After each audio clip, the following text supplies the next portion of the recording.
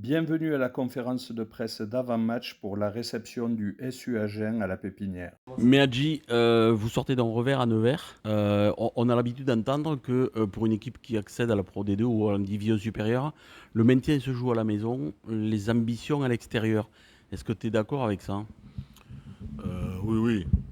Si tu veux te maintenir, il faut gagner chez toi. Ça, c'est une évidence et on l'a vu l'an dernier avec les équipes qui sont descendues. Maintenant, les ambitions pour moi, elles sont partout. Il faut ambitionner de gagner chez toi, aller à l'extérieur prendre des points. Et quand on voit le match de la semaine dernière, je pense que si on prend ce point-là, il est pas volé. Et je pense qu'en première mi-temps, si on met quelques occasions au fond, pareil, c'est pas le même match. Donc oui, oui, on a des ambitions. Et le dicton se porte bien quand tu vois les dernières années, mais notre ambition, nous, c'est à domicile et à l'extérieur. Alors justement, par rapport à ce match au revers, est-ce que c'est une déception d'être revenu à vide par rapport à l'investissement du groupe, malgré tous les changements qu'il y avait eu? Est-ce que c'est quand même une déception parce que vous aviez la place pour faire autre chose? Et pour moi, toutes les défaites sont des déceptions. À Aurillac, on avait une déception parce qu'on n'a pas scoré au début. À Nevers, la déception est plus grosse parce que tu peux le prendre sur la dernière action et que c'est une action qui multiplie les temps de jeu. Mais tous les matchs où on va perdre, ce sera une déception pour le groupe et pour nous, évidemment. Nous, on veut batailler tous les matchs. C'est ce qu'on avait dit au début. Et évidemment que partir de Nevers avec 0 points, c'est une grosse déception. Même si les joueurs ont mis beaucoup d'énergie, beaucoup de volume de jeu, on a tenu beaucoup le ballon, donc c'était hyper intéressant là-dessus. On a pu voir quelques jeunes aussi sortir leur épingle du jeu, donc c'était hyper intéressant là-dessus. Alors, au cours de ce match-là, il y a eu un blessé assez sérieux, c'est Lilian Pichon. Enfin, du moins, c'était impressionnant. Comment va-t-il? Est-ce que tu peux donner de ces nouvelles? Ouais, Lilian est toujours en phase de récup, il va beaucoup mieux. Il a vu le neurologue, donc il est dans le process du KO et il suit son process. Et il va très bien, il est passé nous voir, donc vraiment il va plutôt bien, plutôt serein. Après, comme tout KO, tu sais, tu as des hauts, des bas, mais il va bien. Au vu du choc qu'il y a eu et de ce qui s'est passé, je trouve qu'il va super bien. L'absence pourrait être programmée sur combien de temps, tu le sais, ou pas Pour l'instant, encore? on est sur un protocole commotion, donc le protocole commotion, c'est un minima 15 jours. Et au bout des 15 jours, il doit repasser des tests avec le neurologue et à partir de là, on verra. À partir du moment où il n'y a plus de symptômes. En fait, c'est surtout ça le plus important. Mais franchement, au vu du choc, il va super bien, je trouve. Pour rester sur Nevers, à la conférence de presse d'après-match, Conny Basson et ses joueurs ont expliqué leur force en attaque, même quand ils étaient réduits à 14, parce qu'ils ont travaillé des scénarios de match aux entraînements à 14, 13 et même 13 joueurs. Comment peut-on préparer les joueurs à ce genre de situation pour qu'ils restent lucides quand ça nous arrive, par exemple? Et je pense qu'on est bien placé pour le savoir et vous étiez présent l'an dernier. Je pense qu'on a bien cultivé les cartons. Et donc, on est préparé à ces scénarios. Tu les prépares, il a dit le manager de Nevers. Et s'ils l'ont préparé avant le match, c'est que déjà, ils étaient préparés à ce qu'on leur mette des séquences et être en difficulté. Donc, c'était une bonne chose pour nous. C'est qu'ils nous ont bien analysé. Mais tu le prépares la semaine en faisant des séquences où, voilà, une séquence de défense où tu as pris un carton, tu es à 14, comment tu défends, et ainsi de suite. C'est des séquences, tout se prépare dans un match. Et plus tu vas être préparé à toutes les situations, et mieux ça se passera en match. Et je pense que c'est Fabien Galtier qui l'a bien dit ça avec l'équipe de France. Ils sont préparés à tous les scénarios et souvent les scénarios qu'ils préparent se passent en match. Et nous, on a un manager qui est hyper vigilant là-dessus et qui est très bon sur l'analyse des équipes et les scénarios de match. Donc on se prépare, comme toutes les équipes, à toutes les éventualités. On a parlé de Lilian Pichon tout à l'heure. Tu peux nous faire un état des blessés après le match de Nevers et des joueurs disponibles? Oui, pas de souci. Je veux dire, après, pour les blessés, bon, il y a Ako, Doyenard, pardon, et Bedou qui sont blessés de longue date, qui sont au CERS, donc qui sont en train de travailler et bien bosser au bord de plage, mais ils bossent bien là-dessus et ils font un gros travail de reprise. Après, on a Etienne qui est toujours blessé, Etienne Argent, Gary, Lilian, vous l'avez cité, Kylian Taofi Fenois à l'épaule, Flo Lorenzon, Vili, Sefa, Lopetit Chimani après Nevers aussi, Thomas Waro qui a une douleur à l'épaule et Tané qui est toujours avec le Tonga. Voilà le blessé. Tu lui dis qu'est-ce qu'il a? Une douleur à l'épaule après le match d'Oyo. Il s'était fait D'accord. mal sur les 2 dernières 3 minutes. Il est resté au sol. Il a l'épaule qui est Et sortie. Étienne Argent, Etienne on, Argent. on a une idée de son indisponibilité, la durée Non, de son toujours pour l'instant, toujours pas. Il est en voie de reprise. Donc pour l'instant, pas plus là-dessus. Et il a manqué Gary Graham. Gary Graham, le mollet. Et pareil, pour l'instant, il est en réétatisation. Alors, vous allez défier maintenant Agen, que vous avez déjà rencontré en rencontre de préparation. Est-ce que c'est un match totalement différent qui se présente ou est-ce qu'on garde quand même des enseignements de ce premier match amical que vous avez fait, enfin ce deuxième match amical? Ouais, pour moi, les matchs amicaux, ils sont pas hyper révélateurs. Hyper révélateurs. Je pense que c'est totalement différent. C'est une équipe hyper intéressante qu'on va rencontrer, une équipe qui aime bien jouer, une équipe qui met du volume de jeu, qui sort d'une année vraiment compliquée, donc avec un état d'esprit redoutable. Donc non, nous on se prépare sur les matchs qu'ils ont fait, sur les matchs de championnat. On a vu sur leur dernier match et ils l'ont un peu mis partout, qu'ils avaient fait un gros match. Donc à nous d'être bons à domicile et de continuer de travailler dur à domicile avec beaucoup d'énergie. En sortie de match à Nevers, Bernard disait qu'on avait joué les matchs à l'énergie et que ce n'était pas une solution pérenne, pas quelque chose qu'on pouvait continuer sur le long terme. Comment on fait pour que l'énergie dépensée maintenant ne manque pas plus tard, puisque c'est un risque ou c'est une possibilité? Et tu fais comme on l'a fait entre Oyo et Nevers, et comme on a fait surtout les derniers matchs la saison dernière, tu fais tourner et tu fais jouer tout ton effectif pour concerner un peu tout le monde et que tout le monde soit prêt. On l'a vu sur ce match de Nevers, même si c'était une équipe un peu plus rajeunie, c'est une équipe qui a été hyper intéressante dans ses structures. On a été bien en place, on a mis pas mal de volume de jeu et je pense qu'on a été fidèle à ce qu'on a proposé contre Oyonnax. Donc là-dessus, à partir du moment où tu fais bien tourner ton effectif, et je pense l'énergie peut aller jusqu'au bout, parce que l'énergie elle est toujours fluctuante à partir du moment où c'est toujours les mêmes qui jouent. Si tu fais tourner tout le monde est concerné, tout le monde a sa chance, donc l'énergie elle reste au maximum. Vous allez rencontrer une équipe d'Agen qui a marqué 13 essais sur ces 2 derniers matchs. Est-ce que c'est quelque chose qu'on étudie et on essaye de mettre un plan pour les empêcher de marquer? Ouais, je pense que ce soit Agen, Nevers, Oyonnax, Grenoble, tu mets une défense en place pour ne pas prendre d'essais, peu importe l'adversaire que tu as en face de toi. Et quand c'est un adversaire qui marque beaucoup, eh ben, si tu n'en prends pas, du coup, tu auras fait un bon travail là-dessus. C'est vrai que c'est une équipe, comme j'ai dit tout à l'heure, qui aime bien tenir le ballon. C'est une équipe qui déplace beaucoup le ballon, qui est aussi fort dans ses duels. Donc on a un gros match à venir sur notre phase de défense. Je pense qu'on est plutôt intéressant là-dessus. Et il faut continuer à bosser et être dur sur l'homme. Et après, le reste, ça viendra. Tex, c'est ta première interview depuis ton arrivée à Carcassonne. Est-ce que tu peux nous dire un peu comment ça se passe et comment s'est passée ton intégration? C'était bien passé. Le groupe est bien intégré dans le groupe, le staff. Et je suis content d'être ici. Et j'espère qu'on va faire un bon match cette semaine à la maison. Toujours pour Tex, est-ce que c'est pas peut-être un saut dans l'inconnu de venir jouer dans une équipe qui vient d'accéder au niveau supérieur? Non, c'était pas compliqué. C'était facile parce que le groupe m'est bien intégré ici. Il y avait des staffs que j'ai déjà connus avant et des joueurs que j'ai joué avec avant. Du coup, c'était facile pour moi pour bien intégrer et faire des entraînements et le match avec l'équipe. Le fait que Bernard Gouta soit manager à Carcassonne a joué dans ton choix de mutation? Est-ce que le fait que Bernard soit entraîneur que tu as connu à Agen, le fait qu'il te veuille à nouveau avec Meadji à Carcasse, ça a joué dans ta décision? Oui, parce que je connais à Bernard, on était ensemble à Agen. Du coup, ça m'a facilité de venir ici. Alors, tu as marqué ton premier essai la semaine dernière à Nevers. Est-ce que pour un ailier, c'est important en termes de confiance? Ou est-ce que ce qui compte, c'est avant tout le résultat collectif? Oui, c'est le deux. Mais pour moi, l'ailier, c'était notre job de finir le boulot de l'équipe. C'est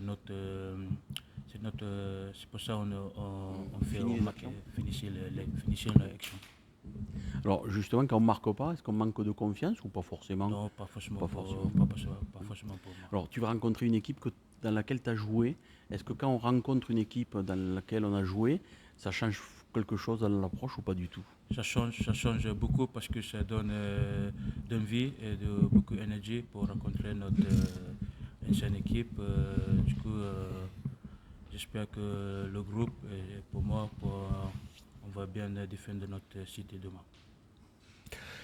Meadji, la semaine d'entraînement a été atypique par rapport à ce qu'on a vécu les semaines précédentes. Est-ce que tu peux nous dire un peu comment s'est passée la semaine d'entraînement? Oh, plutôt bien, on a une semaine un peu écourtée. Donc on a eu deux grosses journées bien chargées. Mais et on a juste perdu une demi-journée d'entraînement. Donc c'est plus court, mais c'est plus intense. Et les mecs sont plutôt bien entraînés et bien adaptés à cette semaine. Donc c'est plutôt bien. Plutôt bien. Et ça répond aussi au. Je pense que Bernard avait dû le préparer déjà depuis un moment, mais parce que ça répond aussi au scénario qu'on a vécu par moment la saison dernière. Même si on n'avait pas le même rythme de match, on a fait 2 semaines où le dimanche, et puis d'un coup on était le lundi et le mardi. Donc je pense qu'il nous a plutôt bien préparé à cette Pro D2. Alors, on connaît votre fonctionnement avec Bernard maintenant, on voit que vous faites beaucoup confiance aux jeunes. Vous l'aviez déjà démontré la saison dernière, ça continue cette saison. Votre formation que vous avez alignée à Nevers était totalement différente du week-end précédent. Et les jeunes ont répondu présent, ou les nouveaux qui ont été amenés à matcher ont répondu présent. Est-ce que ce n'est pas un choix de riche aujourd'hui qui se pose à vous aujourd'hui en se disant, mince, les jeunes ont répondu présent, ça va être compliqué de faire des choix dans la composition d'équipe, ou vous êtes adepte de ça et vous aimez ça, justement, qu'il y ait des choix à faire Non. et que justement vous ayez plusieurs possibilités, c'est vachement agréable. Ouais, non, quand tu es entraîneur, tu es content d'avoir des choix difficiles à faire. Et comme le dit Luis Enrique, il le dit très bien, je préfère avoir des choix de riches que des choix de pauvres. Donc je préfère avoir des choix et de faire mes choix et d'expliquer mes choix. Le plus important, les joueurs, c'est de leur expliquer pourquoi. Et quand tu expliques à tes joueurs pourquoi, la semaine d'après, si tu alignes un autre joueur, il comprend pourquoi tu l'as aligné cette semaine et pourquoi la semaine prochaine, c'est lui. C'est le mérite. Le mérite et je suis content pour certains joueurs, tu vois, comme le petit Lilian, on en parle, James Saïn qui est chez nous depuis un moment, qui a eu beaucoup de blessures, Mathis qui revenait de blessures. On a quelques joueurs hyper intéressants qui collaient bien à notre projet Jeune et Noir et qui ont montré que leur bout de leur nez, même auprès des deux, qu'ils allaient être présents. Et c'est bien pour le futur du club. C'est vraiment bien. Mais j'aime bien ces choix de riches, c'est plus important. Alors, est-ce qu'il y a plus de choix que tu te pensais ou que vous le pensiez? Est-ce que les jeunes ont répondu davantage que ce que vous pensiez, ou non, vous attendiez à ça? Non, on s'attendait à ça parce que quand on les a fait signer l'an dernier, quand on a monté le projet Jeune et Noir avec Bernard, quand on faisait signer les mecs, c'est pour la Pro D2. À aucun moment dans nos têtes, on pensait rester en national. On avait préparé sur cette signature, ces mecs qui re-signent chez nous avec le niveau de Pro D2. Donc on savait qu'ils allaient répondre présent. Maintenant, on savait dans le temps quand est-ce qu'ils allaient répondre présent parce que c'est toujours compliqué au départ. Et ils auront un peu du présent d'entrée. Donc c'est hyper intéressant et je suis super fier d'eux et super content pour eux. Tex, tu vas rencontrer Agen, que tu connais bien. Qu'est-ce que tu peux en dire de cette formation agenaise qui a remporté 2 de ses 3 premiers matchs? Très très intéressant parce que eux aussi ils font jouer des jeunes qui fait former à Agen. Du coup ça va être un bon match pour nous et surtout pour les jeunes et nous ici. On va jouer en équipe Agen qui est alignée aussi beaucoup de jeunes. Et ça va être très intéressant pour le match demain. Et quelles sont les qualités de cette équipe agenaise, hein? Si tu avais à décrire Agen, ses points forts, ses points faibles, quels sont-ils? Agen, là, cette année, il joue pas mal de ballons. Il tient beaucoup de ballons, beaucoup. Il marque des essais des fois en première marque. Du coup, nous, on a confiance en notre défense. Et notre défense et notre gardienne. Du coup, on va mettre notre défense demain pour essayer de contrer ça. Mais Agen a remporté 2 matchs sur 3, 2 matchs à domicile avec un gros écart. Le seul match à l'extérieur qu'ils ont fait, c'était à Nevers, ils ont pris une troussée. Est-ce que c'est une équipe qui peut avoir 2 visages, une à domicile, une à l'extérieur? Ou est-ce que c'est le hasard du calendrier qui a fait, ou le hasard des résultats, ou des rencontres qu'ils ont eu à faire, qui a fait que... Pour avoir vu le match à Nevers, je pense que c'est le hasard du calendrier, des résultats, parce que ils ont fait aussi tourner pas mal à Nevers, mais ils avaient une belle équipe et ils se font un peu piéger à Nevers parce qu'ils ont pas mal d'occasions. Et Nevers, la moindre occasion qu'ils ont eue, ils ont marqué 90% de leurs points Nevers contre Agen sur des ballons portés. Donc ils ont été un peu pris là-dessus, mais ils ont eu beaucoup d'occasions pour avoir vu le match, beaucoup d'occasions de marquer. Donc je pense que ce match ne reflète pas l'équipe d'Agen, tu vois. Je pense que leurs 2 matchs à domicile, ça reflète plutôt bien. Donc on va rencontrer une grosse équipe et qui a annoncé dès le début de l'année aussi qui voulait montrer un autre visage que l'an dernier. Donc je pense bien regarder les 2 matchs qu'ils ont joués à domicile plutôt que regarder celui de Nevers pour moi. Tu as parlé des absences. Est-ce que tu peux nous dire à peu près combien de temps tous ces joueurs seront absents? Est-ce que tu as une durée d'indisponibilité pour chacun ou non?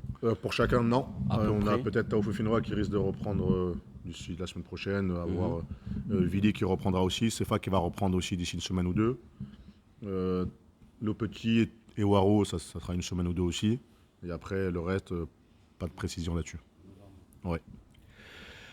Alors les supporters sont très contents de voir toute l'énergie, la débauche d'énergie et l'abnégation que montrent les joueurs pendant les matchs. Ça se reflète déjà au premier match, ça s'est reflété par le nombre de spectateurs en tribune. Demain, il risque d'y en avoir aussi beaucoup. Est-ce que tu as un petit message pour les supporters carcassonnais, s'il te plaît? Oui, mais on l'a vu, tu l'as dit, on l'a vu sur le premier match, mais je sais pas si l'équipe qui donne de l'énergie ou les supporters qui donnent de l'énergie à l'équipe, mais j'ai l'impression que c'est un peu des vases communicants. Je te dis, nous, quand on a vu le match de la semaine dernière et quand tu es sur le bord du terrain, tu as des supporters incroyables. Je dis, à un moment donné, quand ça descend, je suis sur la fin de match, les 5 dernières minutes, je te dis, on est sur le terrain, c'est un truc, je pense, pour avoir fait quelques clubs avec de gros supporters. Ça faisait longtemps que j'avais pas senti une ambiance comme ça et tu t'es senti poussé. Et quand tu vois la fin du match, je ne sais pas si, sans tes supporters, tu aurais pu aller au bout de cette action. Parce que tu vas au bout, parce qu'à un moment donné, tu te sens poussé, tu sens que ça pousse derrière toi, tu sens que c'est fort, tu sens que ça t'encourage. Et là-dessus, plutôt bien. Donc je te dis, pour moi, c'est plutôt des vases communicants. J'ai même l'impression que c'est plus nos supporters qui nous poussent à mettre de l'énergie que nous qui pensons les supporters à mettre de l'énergie. J'ai l'impression que ça vient plutôt d'en haut. Alors, dans ce début de championnat, on voit des équipes qui pour l'instant, se détachent un peu en haut. Quels sont les progrès de ton équipe à réaliser le plus rapidement possible par rapport à ces équipes-là? On parlait un petit peu d'efficacité. Est-ce que c'est surtout sur ce point-là que vous avez le plus à progresser par rapport aux valeurs sûres de la Pro D2? Exactement.